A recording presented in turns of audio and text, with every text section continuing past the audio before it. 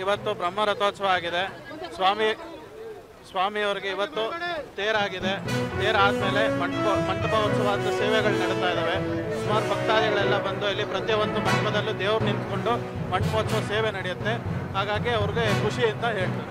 ಪ್ರತಿ ವರ್ಷ ಬ್ರಹ್ಮರಥೋತ್ಸವದ ಸಂದರ್ಭದಲ್ಲಿ ಭಕ್ತಾದಿಗಳು ಬೆಳೆದಿರ್ತಕ್ಕಂತಹ ದವಸ ಧಾನ್ಯಗಳನ್ನ ತೇರಿಗೆ ಎರಚಿ ಅವರಿಗೆ ಅದೊಂಥರ ರೂಢಿ ಸಂಪ್ರದಾಯದಂತೆ ನಡ್ಕೊಂಡು ಬಂದಿದೆ. ಇದು ಆ ದೇವರನ್ನ ಬೇಡಿಕೊಳ್ಳುವಂಥ ಒಂದು ಸಂಪ್ರದಾಯ. ಹಾಗೆ ಬೆಳಗಿನ ಬೆಟ್ಟದ ಲಕ್ಷಾಂತರ ಭಕ್ತರು ಈ ಒಂದು ರಾಜ್ಯದ ಮೂಲೆ ಮೂಲೆಗಳಿಂದ ಇಲ್ಲಿ ಆಗಮಿಸಿ ಬಹಳ ಪ್ರಸಿದ್ಧಿಯನ್ನು ಪಡ್ಕೊಂಡಿದೆ. ಈ ಒಂದು ಬೆಳಗಿನ ಬೆಟ್ಟದ ವಿಶೇಷತೆ ಅಂದರೆ ಬಹಳ ಹಸಿರಿನಿಂದ ಕೂಡಿರ್ತಕ್ಕಂಥ ಈ ಒಂದು ಕಾಡಿನಲ್ಲಿ ಬಹಳ ಒಂದು ಖುಷಿಯನ್ನು ನೀಡುತ್ತೆ ಭಕ್ತರಿಗೆ. ಹಾಗಾಗಿ ಈ ಒಂದು ಜಾತ್ರೆ ವಿಶೇಷತೆಯನ್ನು ನಾವು ಕಾಣ್ಬೋದು. ಈ ದಿನ ಲಕ್ಷಾಂತರ ಜನರ ಸಮ್ಮುಖದಲ್ಲಿ ಒಂದು ವೈಭವದಿಂದ ಈ ಒಂದು ಜಾತ್ರೋತ್ಸವ ನಡೆದಿದೆ.